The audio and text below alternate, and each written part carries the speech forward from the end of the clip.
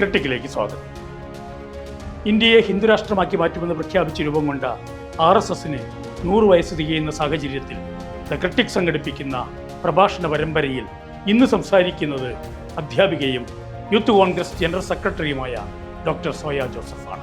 സംഘപരിവാർ രാഷ്ട്രീയം ഉയർത്തുന്ന വെല്ലുവിളി നിലനിൽക്കുമ്പോഴും ഇന്ത്യൻ ജനാധിപത്യവും മതേതരത്വവും ബഹുസ്വരതയും അതിനെ അതിജീവിക്കുമെന്നാണ് സോയ ജോസഫ് വിശ്വസിക്കുന്നത്. ഏവർക്കും സ്വാഗതം.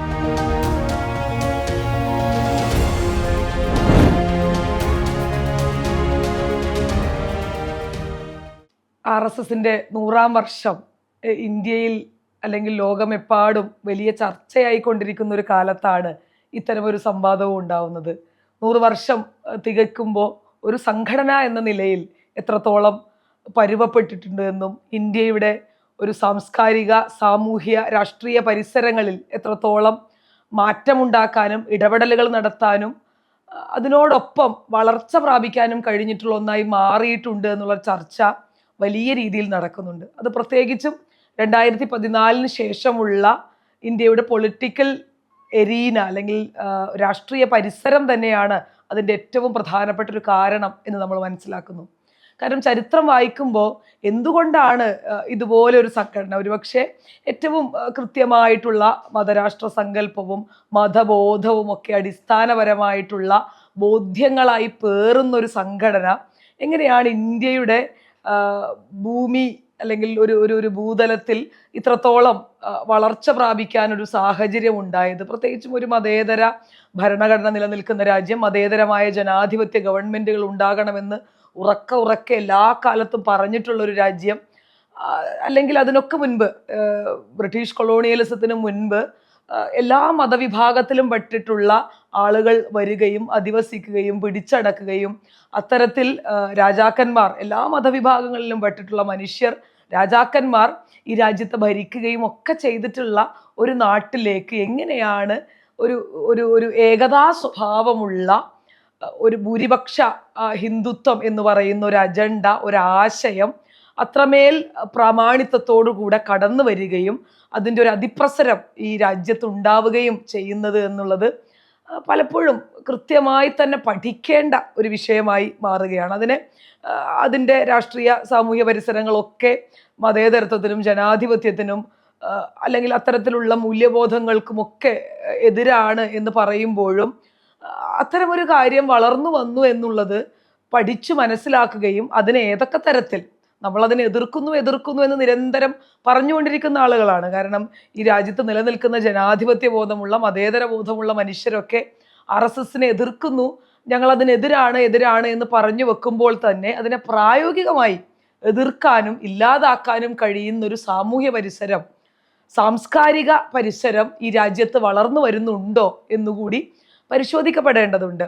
കാരണം ആദ്യകാലം മുതൽ തന്നെ ഉണ്ടാകുന്ന ഞാൻ ആദ്യമേ പറഞ്ഞതുപോലെ തന്നെ എല്ലാ മതവിഭാഗങ്ങളിൽപ്പെട്ട മനുഷ്യർ ഭരിക്കുകയും അധിവസിക്കുകയും ഒരുമിച്ച് ചേർന്ന് ഇടകലർന്ന് മുന്നോട്ട് പോവുകയും ചെയ്തിട്ടുള്ള ഒരു സാംസ്കാരിക സാമൂഹ്യ പശ്ചാത്തലമുള്ളൊരു രാജ്യം എന്ന നിലയിൽ പിന്നീട് അത് പലപ്പോഴും ഹെജിമോണിക്കലായിട്ടുള്ള ഒരു ബ്രാഹ്മണ അല്ലെങ്കിൽ അത്തരത്തിലുള്ള ഒരു സവർണ ആധിപത്യത്തിൻ്റെ ബോധം പല കാലഘട്ടങ്ങളിലായി പല രീതിയിലായി ഈ രാജ്യത്തെ മനുഷ്യരുടെ ഇടയിലേക്ക് സാമൂഹ്യ ബോധത്തിലേക്ക് വന്നുപെട്ടിട്ടുണ്ട്. അപ്പോൾ അതിൻ്റെ ഒരു ബൈ പ്രൊഡക്റ്റ് എന്ന് വേണമെങ്കിൽ ഒരു പക്ഷേ നമുക്ക് പറഞ്ഞു വെക്കാൻ കഴിയുന്ന ഒരു പ്രത്യയശാസ്ത്രമായിട്ടാണ് ഇത് വളർന്നു വരുന്നത്. അതിൽ തീർച്ചയായും മതത്തിൻ്റെ ഏറ്റവും വലിയ ബോധമുണ്ട്, ജാതിയുടെ സങ്കല്പങ്ങളുണ്ട്, അതോടൊപ്പം തന്നെ ദേശീയത എന്ന് പറയുന്ന ഏറ്റവും അപകടകരമായി ഇപ്പം ഇന്നത്തെ കാലത്ത് ദേശീയത എന്ന് പറയുന്ന വാക്ക് ഉപയോഗിക്കുമ്പോൾ അങ്ങേറ്റം സൂക്ഷിച്ചുപയോഗിക്കേണ്ട ഒന്നായി മാറിയിരിക്കുന്നു എന്നുള്ളൊരു ചർച്ചയുണ്ട്. അത് ഏറ്റവും അപകടകരമായ ഒരു കാര്യമല്ലേ? ഒരു രാജ്യത്തിൻ്റെ ബോധം, ആ രാജ്യത്തെ മനുഷ്യരെ ഒന്നിപ്പിക്കേണ്ട ഒരു ബോധം, അത് ശരിയല്ല. അല്ലെങ്കിൽ അതിലൊരു നമ്മൾ വഹിച്ചു കൊണ്ടുപോകുന്ന ആ ബോധം പോസിറ്റീവ് എന്നുള്ളതിനേക്കാൾ അപ്പുറത്തേക്ക് ഒരു നെഗറ്റീവ് കോൺസെപ്റ്റിലേക്ക് സഞ്ചരിച്ചു കൊണ്ടിരിക്കുന്ന ഒരു കാലത്ത് കൂടിയാണ് നമ്മൾ നിൽക്കുന്നത്. കാരണം ദേശീയത എന്ന് പറയുന്നതിൽ അത് പലപ്പോഴും മനുഷ്യരെ ഒരുമിപ്പിക്കാൻ ഉപയോഗിച്ചിട്ടുള്ള, സ്വാതന്ത്ര്യ സമര പ്രസ്ഥാനത്തിൻ്റെ കാലത്ത് ദേശീയത ഏറ്റവും നന്നായി ഉപയോഗിക്കപ്പെട്ടിട്ടുള്ള ഒരു നാടാണിത്. ആ ദേശീയതയുടെ പേരിൽ മനുഷ്യർ ഒരുമിക്കുകയും സ്വാതന്ത്ര്യ സമര പ്രസ്ഥാനങ്ങളിലേക്ക് കടന്നു വരികയും അതിൻ്റെ പേരിൽ വെടിയേൽക്കുകയും മരിക്കുകയും ഈ രാജ്യത്തിന് സ്വാതന്ത്ര്യം നേടിക്കൊടുക്കുകയും ഒക്കെ ചെയ്തതിൻ്റെ അടിസ്ഥാന വികാരത്തിൻ്റെ പേര് കൂടി ദേശീയത എന്നാണ്. പക്ഷേ ഇന്ന് അത് മാറിപ്പോയിക്കൊണ്ടിരിക്കുന്ന വലിയൊരു സാഹചര്യമുണ്ട്. നിങ്ങൾ എന്ത് പറയണം, നിങ്ങൾ ഈ രാജ്യത്തെ പറ്റി എന്തു പറയണം?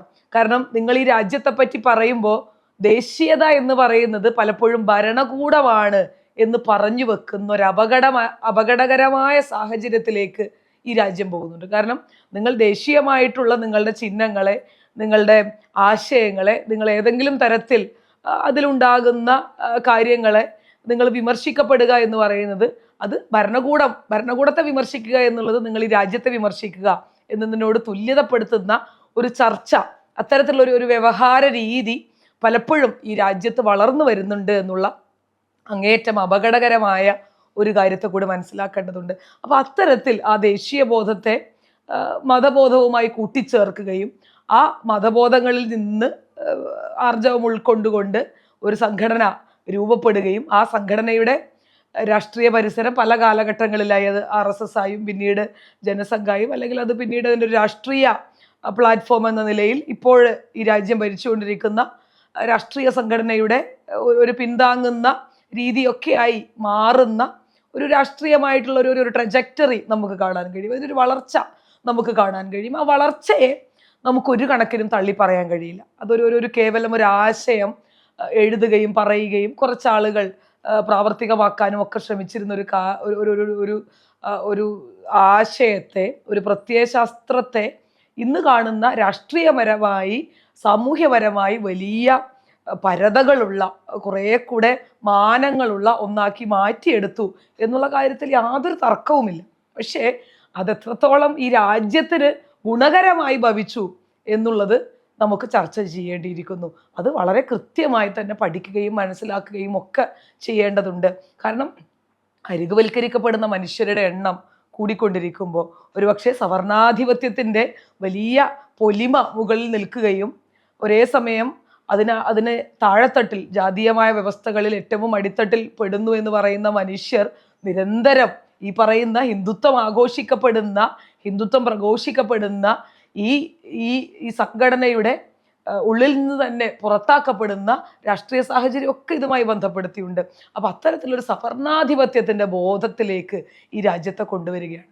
അതിനപ്പുറത്തേക്ക് ഈ സെഗ്രഗേഷൻ എന്ന് പറയുന്ന മനുഷ്യരെ വേർതിരിക്കുക എന്ന് പറയുന്ന ഒരു രീതി, അത് ആദ്യം മുതൽ തന്നെ അത് ഒരുപക്ഷെ സ്വാതന്ത്ര്യ സമര പ്രസ്ഥാനങ്ങളുടെ കൂടെ പലപ്പോഴും അല്ലെങ്കിൽ അത്തരം ബോധങ്ങളുടെ കൂടെ തന്നെ ഉണ്ടായി വന്നിട്ടുള്ള കുറേ കാര്യങ്ങളാണ്. അത് പിന്നീട് അത് വിഭജനത്തോടുകൂടെ അതിൻ്റെ ഒരു ആധിക്യം പൂർണ്ണമാവുകയും പിന്നീടും പല കാലഘട്ടങ്ങളിൽ അതിൻ്റെ ഫലമാണല്ലോ പിന്നീടുണ്ടായിട്ടുള്ള കലാപങ്ങളും അയോധ്യയും രാമക്ഷേത്രവും ബാബറിയും ഒക്കെ ഇന്ത്യയുടെ സാമൂഹ്യ പരിസരത്തിൽ അത്തരത്തിൽ നിർമ്മിച്ചെടുക്കപ്പെട്ടിട്ടുള്ള കാര്യങ്ങളാണ്. അപ്പോൾ അതിലേക്കൊക്കെ കടന്നു പോകുന്ന വിഭജനങ്ങൾക്ക് ആക്കം കൂട്ടാൻ ഈ സംഘടന അല്ലെങ്കിൽ ഇതിൻ്റെ സംവിധാനങ്ങൾ എല്ലാ കാലത്തും എണ്ണയിട്ട യന്ത്രം പോലെ പ്രവർത്തിക്കുന്നുണ്ട് എന്നുള്ളത് സൂക്ഷ്മമായി രാഷ്ട്രീയത്തെ വിശകലനം ചെയ്യുന്ന നമുക്ക് മനസ്സിലാക്കാൻ കഴിയും. അത് പലപ്പോഴായി പല പേരുകളിലായി RSS എന്ന് പറയുന്ന ഈ അതിൻ്റെ ഒരു മാതൃപ്രസ്ഥാനത്തെ സംബന്ധിച്ച് ഒരുപാട് വിഭാഗങ്ങളുണ്ട്. അത് ഓരോ മേഖലയിലും, അത് സ്ത്രീകളുടെ ഇടയിൽ പ്രവർത്തിക്കുന്നു, അല്ലെങ്കിൽ കുട്ടികളുടെ ഇടയിൽ പ്രവർത്തിക്കുന്നു, മറ്റ് പ്രൊഫഷണൽസിൻ്റെ ഇടയിൽ പ്രവർത്തിക്കുന്നു. അതിനൊക്കെ പ്രത്യേകം തരത്തിലുള്ള രൂപത്തിലുള്ള ഭാവത്തിലുള്ള മനുഷ്യരെ അതിന് സജ്ജരാക്കിക്കൊണ്ട് വലിയ പരിശീലനങ്ങൾ കൊടുത്തുകൊണ്ട് അതിന് പ്രായോഗികമായിട്ടുള്ള അതിൻ്റെ വശങ്ങൾ അവരെ പഠിപ്പിച്ചുകൊണ്ടൊക്കെ മുന്നേറുന്ന ഒരു സംവിധാനമുണ്ട്. അപ്പം അത്തരം സംവിധാനങ്ങളുടെ കീഴിൽ ഈ സെഗ്രഗേഷൻ, മനുഷ്യർക്കിടയിലേക്കുള്ള വിഭജനത്തിൻ്റെ തോത്, ആഴം വലിയ രീതിയിൽ കൂട്ടാനുള്ള പ്രവർത്തനങ്ങൾ എല്ലാ ഘട്ടത്തിലും ചെയ്തു വെക്കുന്നുണ്ട്. അത്തരത്തിൽ അങ്ങേയറ്റം മതേതരമാണ് ഭരണഘടനയുടെ രൂപാന്തരം അതിൻ്റെ രൂപവൽക്കരണ സമയത്ത് തന്നെ ഈ രാജ്യത്തെ മുഴുവൻ മനുഷ്യനെയും പരിഗണിക്കേണ്ട ഒന്നാണ്. We the people of India എന്ന് പറഞ്ഞു വെക്കുന്ന ഈ രാജ്യത്തെ മുഴുവൻ മനുഷ്യൻ്റെയും ഒന്നാണ് ഈ ഭരണഘടന എന്നും അതിലെ ഏറ്റവും അടിസ്ഥാനപരമായിട്ടുള്ള സാമൂഹ്യ നീതി പോലെയുള്ള ഏറ്റവും പ്രധാനപ്പെട്ട വിഷയങ്ങളിൽ ഊന്നിക്കൊണ്ട് ജനാധിപത്യത്തെയും മതേതരത്വത്തെയും ഒക്കെ ഊട്ടിയുറപ്പിച്ചുകൊണ്ട് പറയുന്ന ഒരു ഭരണഘടന ഈ രാജ്യത്തുണ്ടായിട്ട് പോലും നമ്മൾ സഞ്ചരിക്കുന്നത് എതിർദിശയിലേക്കാണ്. നമ്മൾ പോകുന്നത് ഈ ഭരണഘടന വിഭാവനം ചെയ്ത അല്ലെങ്കിൽ അത്തരത്തിലുള്ള മൂല്യബോധങ്ങളിലേക്കല്ല എന്നുള്ള അപകടകരമായ ഒരു പേടി ഈ നാട്ടിലെ സാംസ്കാരികമായി ഈ നാടിനെ മനസ്സിലാക്കുന്ന മുഴുവൻ മനുഷ്യർക്കുമുണ്ട് എന്നാണ് ഞാൻ മനസ്സിലാക്കുന്നത്. അത്തരം ഒരു മതേതരത്വം എന്ന് പറയുന്നത് പ്രസംഗിക്കാനുള്ളതാണ്. അത് it is something to preach, not to practice. ഇതിങ്ങനെ പറഞ്ഞു വെക്കണ്ട. നാഴികയ്ക്ക് 40 വട്ടം ഭരണഘടനയുണ്ട്, ഇങ്ങനെ മതേതരമാണ് എന്ന് പറഞ്ഞു വെക്കേണ്ട ഒന്നാണ് എന്ന് പറയുകയും അതേസമയം ജീവിതത്തിൻ്റെ പ്രായോഗികതയിൽ എവിടെയും മതേതരത്വത്തെ കൊണ്ടുവരാൻ യാതൊരു കെൽപ്പും ആർജവവും കാണിക്കാത്ത മനുഷ്യരാണ് ഈ നാട്ടിൽ ഭൂരിപക്ഷവും. അതേസമയം ഈ ഹിന്ദുത്വം അല്ലെങ്കിൽ ഹിന്ദുത്വത്തിൻ്റെ അജണ്ട പേറുന്ന RSS പോലെയുള്ള സംവിധാനങ്ങൾ അതിനെ ഏറ്റവും ഫലപ്രദമായി ആ മനുഷ്യരുടെ കെൽപ്പില്ലായ്മയും ആർജവമില്ലായ്മയും വളരെ തന്ത്രപരമായി ഉപയോഗിക്കുന്നുമുണ്ട് എന്നുള്ളതാണ്. കാരണം ഒരിക്കലും നെഹ്റു എല്ലാ കാലത്തും പറഞ്ഞു വെച്ചിട്ടുള്ള ഒരു കാര്യമുണ്ട്, നിങ്ങൾ ഒരിക്കലും ഭൂരിപക്ഷ വർഗീയതയെ ന്യൂനപക്ഷ വർഗീയത കൊണ്ടോ വർഗീയതയുടെ ഏതെങ്കിലും രൂപം കൊണ്ടോ എതിർക്കാൻ ശ്രമിക്കരുത്.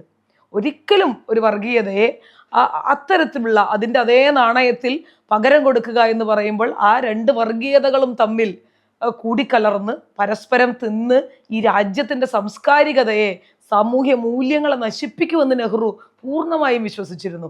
അപ്പോൾ അത്തരത്തിൽ ഒരു വർഗീയതയെ മറ്റൊന്നുകൊണ്ടല്ല എതിർക്കേണ്ടത്, അതിനെ എതിർക്കേണ്ടത് അങ്ങേയറ്റം നിലപാടുള്ള മതേതരത്വം കൊണ്ടാണ് എന്നുള്ള ബോധ്യത്തിലേക്കാണ് ഈ നാട്ടിലെ രാഷ്ട്രീയ സംഘടനകളും സാംസ്കാരികമായിട്ടുള്ള മുന്നേറ്റങ്ങളും മാറേണ്ടത്. പക്ഷെ നിർഭാഗ്യവശാൽ എന്ത് പറയണമെന്ന് ചോദിച്ചു കഴിഞ്ഞാൽ ഈ പറയുന്ന RSS പോലെയുള്ള ഒരു സംവിധാനം ഈ നാട്ടിൽ കൃത്യമായിട്ടുള്ള വിഭജനത്തിൻ്റെ രാഷ്ട്രീയം പറയുമ്പോൾ അതോടൊപ്പം ചേർന്ന് മൃദു ഹിന്ദുത്വമെന്നോ അല്ലെങ്കിൽ മറ്റേതെങ്കിലും തരത്തിൽ പേരൊക്കെ എന്തോ ആവട്ടെ, അല്ലെങ്കിൽ എന്ത് പേരിട്ട് വിളിക്കുമ്പോഴും നിങ്ങൾ മുന്നോട്ട് വെക്കുന്ന ഈ പ്രീണിപ്പിക്കലിൻ്റെ രാഷ്ട്രീയമുണ്ട്. അല്ലെങ്കിൽ അവരിത് പറയുമ്പോൾ ഞങ്ങൾ അതിനേക്കാൾ നിങ്ങളോടൊപ്പമാണ് എന്ന് പറഞ്ഞു വെക്കുന്ന രാഷ്ട്രീയ നിലപാടുകൾ, മതേതരത്വത്തിൽ വെള്ളം ചേർക്കുന്ന നിലപാടുകൾ പലപ്പോഴും പല രാഷ്ട്രീയ സംഘടനകൾ പല ഘട്ടങ്ങളിലായി എടുത്തു എന്നുള്ളത് തന്നെയാണ് ഇത്ര വലിയ അപകടത്തിലേക്ക് ഈ രാജ്യത്തിൻ്റെ സാംസ്കാരികതയെ കൊണ്ടുവന്നെത്തിച്ചത്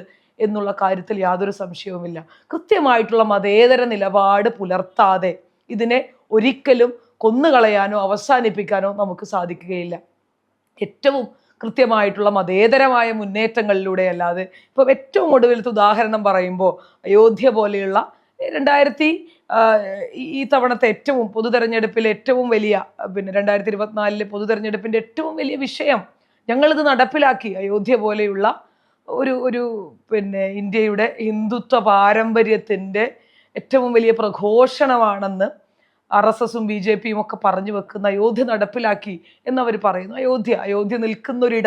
അയോധ്യ നിൽക്കുന്നൊരിടത്ത് പോലും അവർക്കൊരു പക്ഷേ ഒരു BJPയുടെ MP ജയിപ്പിക്കാനായിട്ടില്ല. അവിടെ നിരന്തരമായി ജയിച്ചുകൊണ്ടിരുന്ന ഒരാൾ ഇപ്പോൾ അല്ലെങ്കിൽ 2024 പൊതുതെരഞ്ഞെടുപ്പിൽ തോൽക്കുകയാണ്. തോറ്റ് പുതിയ SP-യുടെ ഒരു പുതിയ MP-യാണ് അവിടെ വരുന്നത്. അപ്പോൾ അത് ചിന്തിച്ചു നോക്കണം.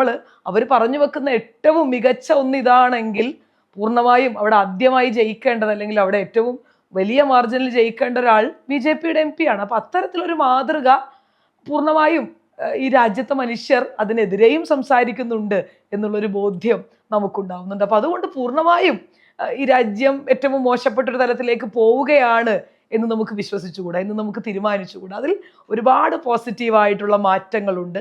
കാരണം ഒരു 2024 തെരഞ്ഞെടുപ്പിൽ 400 പാർ എന്ന് പറയുന്ന വലിയ മുദ്രാവാക്യം BJP ഉയർത്തി. കാരണം 100 വർഷം തികയ്ക്കാൻ പോകുന്നു, വലിയ മാർജിനിലേക്ക് കടക്കുമ്പോൾ ഈ രാജ്യത്തെ മുഴുവൻ പിടിച്ചടക്കിക്കൊണ്ട് ഒരുപക്ഷെ ഹിന്ദു മതരാഷ്ട്ര സങ്കല്പം പോലും നടപ്പിലാക്കുമെന്നുള്ള വലിയ പ്രചാരണമോ ബോധമോ പേടിയോ ഒക്കെ പൊതുജനത്തിലേക്ക് എറിഞ്ഞുകൊടുത്ത് അത്തരത്തിലൊരു തെരഞ്ഞെടുപ്പിലേക്ക് കടക്കുമ്പോൾ ഈ നാട്ടിലെ മനുഷ്യർ ചെറിയ ഭൂരിപക്ഷം അല്ലെങ്കിൽ ചെറിയ ഭൂരിപക്ഷത്തിലേക്ക് അവരെ ഒതുക്കാൻ കഴിയുന്ന തരത്തിലേക്ക് അല്ലെങ്കിൽ ഒറ്റകക്ഷിയായി ഭരിക്കേണ്ട, നിങ്ങൾ അങ്ങനെ ഒറ്റയ്ക്ക് തീരുമാനമെടുത്ത് ഈ രാജ്യത്തെ നിങ്ങൾ അങ്ങനെ ഒരു ഏക മത രാഷ്ട്ര സങ്കല്പത്തിലേക്ക് കൊണ്ടുപോകണ്ട എന്ന് ഈ നാട്ടിലെ മനുഷ്യർ തീരുമാനിക്കുകയാണ്. അപ്പോൾ തങ്ങളുടെ ചൂണ്ടുവിരലിൽ മഷി പുരളുമ്പോൾ ജനാധിപത്യം തീരുമാനിക്കപ്പെടുമ്പോൾ അത് ഞങ്ങളുടെയും കൂടി തീരുമാനമാണ് എന്നുള്ള ബോധ്യം അവരെ വരുത്താൻ അല്ലെങ്കിൽ അവർക്കുണ്ടാക്കാൻ സാധിക്കുന്ന ഒരു ജനവിധി, കുറച്ചല്പമെങ്കിലും ആശ്വാസം തരുന്നൊരു ജനവിധി ഉണ്ടായി എന്നുള്ള കാര്യത്തിൽ തർക്കമില്ല. അപ്പോൾ നമ്മുടെ രാജ്യം പിറകോട്ടാണ് സഞ്ചരിക്കുന്നത്, അല്ലെങ്കിൽ ഇതിൽ നമ്മൾ അപ്പാടെ അതിൻ്റെ അടിയിൽ, അല്ലെങ്കിൽ ഹിന്ദുത്വ അജണ്ടയുടെ അടിയിൽപ്പെട്ട് ചതഞ്ഞമർന്നു പോകുന്ന മനുഷ്യരായി നമ്മൾ മാറും എന്നുള്ള ആദിയേക്കാൾ അപ്പുറത്തേക്ക് ചെറിയ പ്രതീക്ഷകൾ ഈ മണ്ണിൽ ഇപ്പോഴും ഉണ്ട് എന്നുള്ള കാര്യത്തിലും സംശയമില്ല. പക്ഷേ നേരത്തെ പറഞ്ഞതുപോലെ തന്നെ അതിനെ എതിർക്കേണ്ട വഴികൾ കൃത്യമായിട്ട് നമ്മൾ മനസ്സിലാക്കേണ്ടതുണ്ട്. അത് ഈ പറയുന്ന രാഷ്ട്രീയ പരിസരങ്ങളിൽ നിന്നുകൊണ്ട് സാമൂഹ്യമായിട്ടുള്ള, കാരണം രാഷ്ട്രീയമായിട്ടുള്ള പല ഇച്ഛാശക്തികളും അതൊരു വോട്ട് ബാങ്കിൻ്റെ പൊളിറ്റിക്സ് മാത്രമാണ്.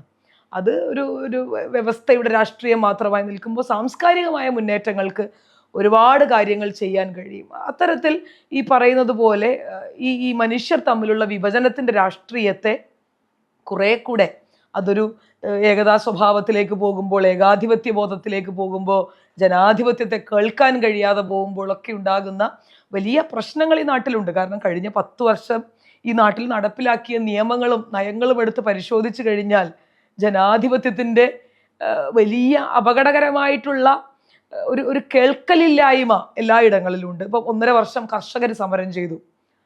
ഹരിയാനയിൽ നിന്നും പഞ്ചാബിൽ നിന്നൊക്കെയുള്ള വന്ധ്യവയോധികരായിട്ടുള്ള സ്ത്രീകളടക്കം ട്രാക്ടറുകളൊക്കെ കൂട്ടിയിട്ട് വലിയ സമരങ്ങൾ നമ്മൾ കണ്ടു. അതിന് പൗരത്വ പ്രതിഷേധത്തിൻ്റെ വലിയ സമരങ്ങൾ നമ്മൾ ഈ നാട്ടിൽ കണ്ടു. അതുപോലെ ഇപ്പോൾ സ്പോർട്സ് മേഖലയിൽ ഉണ്ടായിട്ടുള്ള വലിയ ലൈംഗിക ആരോപണങ്ങളെ പ്രതി അവിടെ ഉണ്ടായിരുന്ന കായിക താരങ്ങൾ ഉൾപ്പെടെയുള്ള ആളുകൾ ഈ രാജ്യത്ത് അവരുടെ ബൂട്ട് ഐക്വിറ്റ് എന്ന് പറഞ്ഞ് സാക്ഷി മാലികിനെ പോലെയുള്ള ഒളിമ്പിക് താരങ്ങൾ ഇവിടെ ബൂട്ട് ഉപേക്ഷിച്ച് ഈ രാജ്യത്ത് നിന്ന്, അല്ലെങ്കിൽ ഈ രാജ്യത്തിൻ്റെ കായിക സംവിധാനങ്ങളോട് വിട പറയുന്ന ഒരു കാഴ്ച നമ്മൾ കണ്ടു. പിന്നീടും അത്തരത്തിൽ മണിപ്പൂർ പോലെയുള്ള വിഷയങ്ങളോടുള്ള പ്രതികരണം നമ്മൾ കണ്ടു. ഇതിലൊന്നും ഇടപെടാതെയുള്ള ഭരണകൂടത്തിൻ്റെ ഏറ്റവും വലിയ പ്രശ്നം എന്ന് പറയുന്നത് ഇതൊരു ജനാധിപത്യ സംവിധാനമാണെന്ന് തർക്കമില്ല. അപ്പോൾ അതോടൊപ്പം തന്നെ ജനാധിപത്യത്തിൽ ഈ പറയുന്ന കർഷകനും ഈ പറയുന്ന പൗരത്വ പ്രതിഷേധത്തിന് അല്ലെങ്കിൽ പൗരത്വ നിയമത്തിനെതിരെ പ്രതിഷേധം ചെയ്തവരും ഈ നാട്ടിലെ സ്പോർട്സ് താരങ്ങളും മണിപ്പൂരിൽ അത്തരത്തിലുള്ള ദുരിതങ്ങൾ പേറി ജീവിക്കുന്ന മനുഷ്യരും ഇവരെല്ലാവരും കൂടി ഉണ്ടാക്കിയെടുക്കുന്ന ഒരു ഭരണകൂടമാണ് നമ്മൾ ഭരിക്കുന്നത്. അപ്പോൾ ഭരണകൂടത്തിന് കേൾക്കുക എന്ന് പറയുന്ന ഒരു പ്രാഥമികമായിട്ടുള്ള ഒരു കടമയുണ്ട്. ഈ സമരങ്ങളോടൊന്നും ഇതിൻ്റെ ചരിത്രത്തിൽ നിങ്ങൾക്ക് പരിശോധിച്ചാൽ അറിയാം, ഇതിനോടൊന്നും ഒരു തരത്തിലും പോസിറ്റീവായി പ്രതികരിക്കാൻ ഈ ഭരണകൂടം തയ്യാറായിട്ടില്ല. അത് തന്നെ അതിൻ്റെ ഒരു സ്വഭാവത്തെ നിർണ്ണയിക്കുന്ന ഒരു കാര്യമാണ്. ഒരു രാജ്യത്തിനൊരു പ്രധാനമന്ത്രി ഉണ്ടാകുന്നു, റേഡിയോ പ്രഭാഷണങ്ങളിലൂടെ മാത്രം മനുഷ്യരെ കേൾക്കാൻ തയ്യാറാകുന്നു. തിരിച്ച് മനുഷ്യരുടെ ചോദ്യങ്ങൾക്കോ മനുഷ്യർക്ക് പറയാനുള്ളത് കേൾക്കാനോ ഉള്ള അവസരങ്ങളില്ലാത്ത വിധമുള്ള ഏക അല്ലെങ്കിൽ ഒരേ ദിശയിലേക്ക് മാത്രം പരിവർത്തനം ചെയ്യപ്പെടുന്ന സംഭാഷണങ്ങളായി ഈ നാടിൻ്റെ ജനാധിപത്യം ചുരുങ്ങുന്നു എന്നുള്ള ഏറ്റവും വലിയൊരു അപകടം അതോടൊപ്പം നിൽക്കുന്നുണ്ട്. ഒരേ സമയം പ്രതീക്ഷയും അതേസമയം പ്രതീക്ഷയുടെ അളവ് വളരെ കുറവാണ്.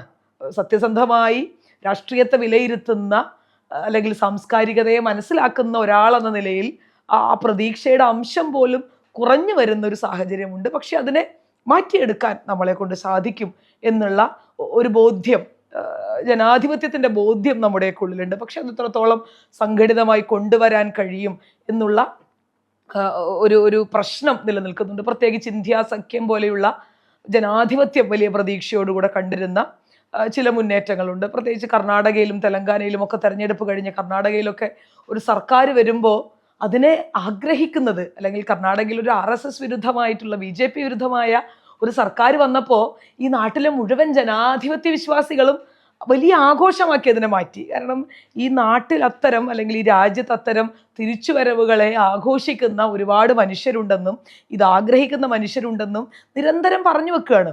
അപ്പോൾ അത്തരം ആഗ്രഹങ്ങളെ പ്രായോഗികവൽക്കരിക്കുന്ന രാഷ്ട്രീയമാക്കി മാറ്റേണ്ടതുണ്ട്.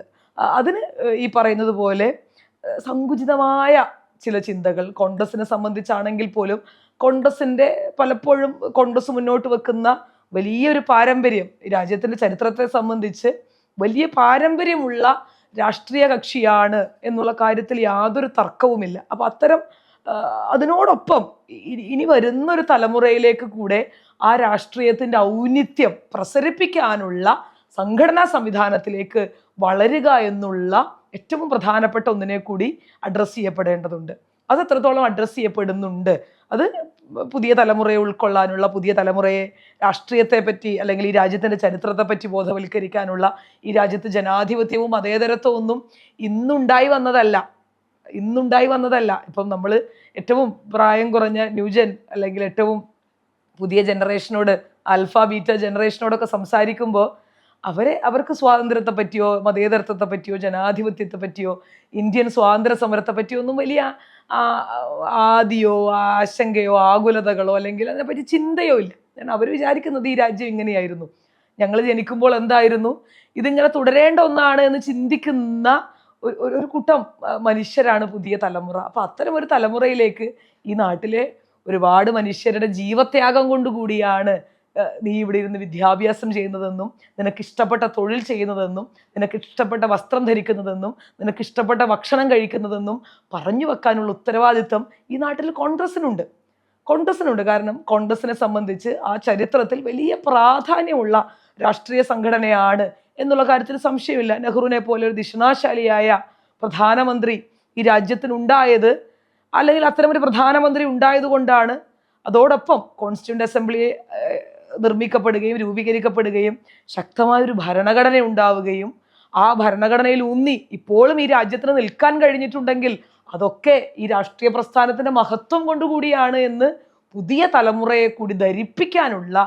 രാഷ്ട്രീയ പ്രവർത്തനം കൂടി മുന്നോട്ട് കൊണ്ടുപോകേണ്ടതുണ്ട്. അത് ഏറ്റവും പ്രധാനപ്പെട്ടതാണ്. കാരണം അത്തരമൊരു ചരിത്രത്തെ ഇല്ലാതാക്കാനാണ്, അല്ലെങ്കിൽ അത്തരമൊരു ചരിത്രം മറ്റൊന്നാക്കാനാണ് RSSും BJPയും ഒക്കെ ശ്രമിച്ചുകൊണ്ടിരിക്കുന്നത്. ഏറ്റവും ഒടുവിലത്തെ ഉദാഹരണം പോലും നോക്കാം. AICCയുടെ മലയാളിയായിട്ടുള്ള പ്രസിഡന്റിന് ചേറ്റൂർ ശങ്കരൻ നായരുടെ അദ്ദേഹത്തിൻ്റെ വീട്ടിലേക്ക് പോകാനും ആ വീടുമായി ബന്ധപ്പെട്ട് അദ്ദേഹത്തിൻ്റെ ഓർമ്മ ദിവസം ആദ്യം ചെല്ലാനും പൂക്കളർപ്പിക്കാനും പിന്നീടും അത് ചേറ്റൂർ ശങ്കരൻ നായരെ മാത്രമല്ല, അത് കുറേ കാലം മുൻപ് പട്ടേലിനെയും അംബേദ്കറേയും ഒക്കെ ഏറ്റെടുക്കാനുള്ള ശ്രമങ്ങൾ BJPയും RSSും ഒക്കെ മുന്നോട്ട് വെച്ചിരുന്നു. അത് ഈ പറയുന്നത് പോലെ അത്തരം ആളുകളുടെയൊക്കെ ചരിത്രം നോക്കിയാൽ അറിയാം. ഗാന്ധിക്കെതിരായിട്ടുള്ള, അല്ലെങ്കിൽ ഗാന്ധിക്കെതിരെന്നല്ലതല്ല, ഗാന്ധിയുടെ നിലപാടിനെ എതിർത്ത മുഴുവൻ കോൺഗ്രസിൻ്റെ നേതാക്കളെയും ഏറ്റെടുക്കുക അവർ ഗാന്ധിക്കെതിരായിരുന്നു. ഗാന്ധിയുടെ സ്ഥാനാർത്ഥിയെ, അല്ലെങ്കിൽ ഗാന്ധി മുന്നോട്ട് വെച്ചിട്ടുള്ള ഒരു സ്ഥാനാർത്ഥിയെ തോൽപ്പിച്ച് മറ്റൊരാളെ പ്രസിഡന്റാക്കിയ ചരിത്രമുള്ള പാർട്ടിയാണ് ഇന്ത്യൻ നാഷണൽ കോൺഗ്രസ്.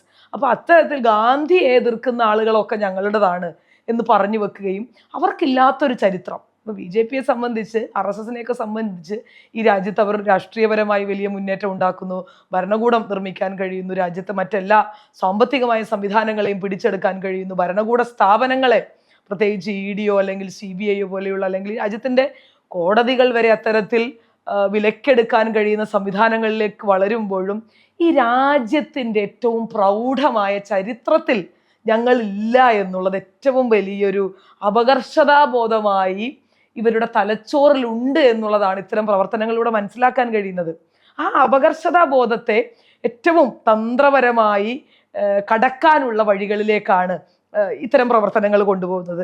അതുകൊണ്ടാണ് ഇങ്ങനെ ഏറ്റെടുക്കൽ വിവാദങ്ങളിലേക്ക് കടക്കുന്നത്. കോൺഗ്രസ് അവരെ ശ്രദ്ധിച്ചില്ല, കോൺഗ്രസ് അവരെ വേണ്ട പോലെ പരിഗണിച്ചില്ല എന്ന് പറഞ്ഞുകൊണ്ട് ഞങ്ങൾക്ക് ഏറ്റെടുക്കാം എന്ന് പറയുന്നതിൻ്റെ ഒരു ലോജിക്കോ, അല്ലെങ്കിൽ അത് എത്രത്തോളം നിങ്ങൾക്ക് ഇതിലെന്ത് പങ്കുണ്ട്, അല്ലെങ്കിൽ നിങ്ങളുമായി എന്ത് ബന്ധമുണ്ട് എന്നൊക്കെ ചോദിച്ചു കഴിഞ്ഞാൽ തിരിച്ചൊന്നും പറയാനില്ലാത്ത നേതാക്കളെ പോലും അത്തരം അപകർഷതാബോധത്തിനെ മറികടക്കാനുള്ള തന്ത്രമായി ഇവർ മുന്നോട്ട് കൊണ്ടുപോകുന്നുണ്ട്. അതിൻ്റെ ഭാഗം തന്നെയാണ്. അപ്പോൾ അത്തരത്തിൽ പോലും, കാരണം ചരിത്രപരമായിട്ട് ഇപ്പോൾ പുസ്തകങ്ങൾ മാറ്റി എഴുതുന്നു, മ്യൂസിയങ്ങളിൽ നിന്ന് പല ചിത്രങ്ങളും എടുത്തു മാറ്റുന്നു, പാഠപുസ്തകങ്ങളിൽ വലിയ തിരുത്തലുകൾ ഉണ്ടാക്കുന്നു, ഏറ്റവും ഒടുവിൽ നെഹ്റു യുവകേന്ദ്രയുടെ പേര് പോലും മാറ്റി എഴുതാനുള്ള ശ്രമങ്ങൾ ഉണ്ടാകുന്നു. അപ്പോൾ ഇത്തരത്തിലുള്ള ചരിത്രപരമായിട്ടുള്ള സൂചനകളെ, പ്രത്യേകിച്ചും കോൺഗ്രസുമായി ചേർന്ന് നിൽക്കുന്ന, ദേശീയ പ്രസ്ഥാനങ്ങളുമായി ചേർന്ന് നിൽക്കുന്ന RSS വിരുദ്ധമായിട്ടുള്ള, അല്ലെങ്കിൽ RSSന് യാതൊരു പങ്കുമില്ലാത്ത ഇത്തരം സൂചനകളെ, ഇമേജുകളെ, ചരിത്രത്തിൻ്റെ പല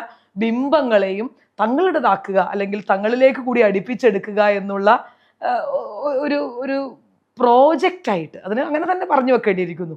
ഇതൊരു ചെറിയ കാര്യമോ അല്ലെങ്കിൽ അത് വളരെ ആക്സിഡൻ്റലായി സംഭവിച്ചു പോകുന്ന ഒന്നൊന്നുമല്ല. ഇത് വളരെ തന്ത്രപരമായിട്ടുള്ള ഒരു അജണ്ടയും ഒരു പ്രോജക്റ്റും തന്നെയാണ്. അതൊരു പദ്ധതി നടപ്പിലാക്കലാണ്.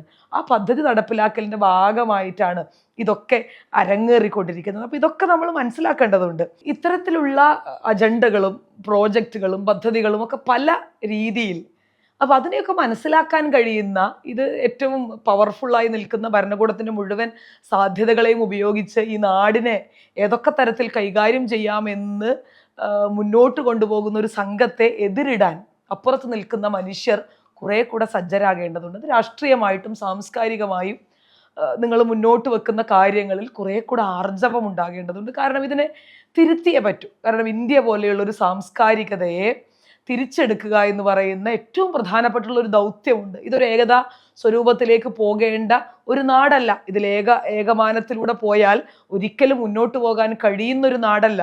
അത്തരത്തിൽ മുന്നോട്ട് പോകുമ്പോൾ ഈ നാട്ടിലെ പല അരികുവൽക്കരിക്കപ്പെട്ട മനുഷ്യരിലേക്കും ഉണ്ടാകുന്ന സുരക്ഷയില്ലായ്മയുടെ ബോധം അങ്ങേയറ്റമാണ്. പൗരത്വ നിയമം ഈ നാട്ടിൽ നടപ്പിലാക്കാൻ ശ്രമിച്ചപ്പോൾ ഈ നാട്ടിലെ മുസൽമാന്റെ ഇടയിൽ ഉണ്ടായിട്ടുള്ള വലിയ ഇൻസെക്യൂരിറ്റി ക്രൈസിസ് വളരെ വലുതായിരുന്നു.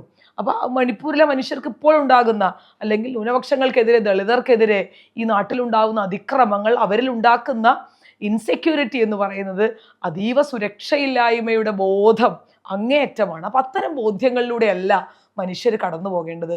ഈ നാടിന് എല്ലാ കാലത്തും ഇപ്പൊ ഭരണഘടനയിൽ ദൈവനാമത്തിൽ തുടങ്ങണമെന്ന് ആരംഭിക്കണം എന്ന് പറഞ്ഞു വെച്ചപ്പോൾ ദൈവനാമത്തിൽ ആരംഭിക്കേണ്ടതില്ല. ഈ നാട്ടിൽ ഒരാൾ അവിശ്വാസി ഉണ്ടെങ്കിൽ അവനെ കൂടെ പരിഗണിക്കുന്നതാവട്ടെ എന്ന് പറഞ്ഞ് തുടങ്ങി വെച്ച, അല്ലെങ്കിൽ ദൈവനാമത്തിൽ വേണ്ട we the people of India എന്ന് പറഞ്ഞ് തുടങ്ങണമെന്ന് ശഠിച്ച ഒരു ഭരണഘടനയുള്ള നാടാണിത്.